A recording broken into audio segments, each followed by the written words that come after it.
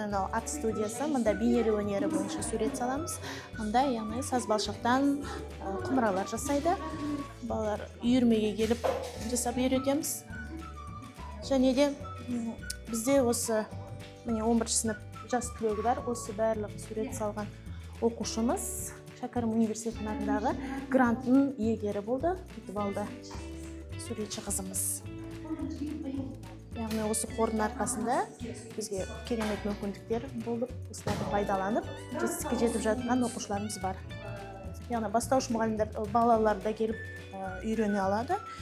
Және де бізге мынандай құрастырмақтарды берген арнайы, мынау үйреніп жатқан балалар бар. Және де мынандай құмды, экранды сурет салатын бар. Бұл енді инклюзивті балалар бар бізде. Сол оқушылар келген кезде осы құммен сурет салуды үйретеміз, жұмыс жасаймыз.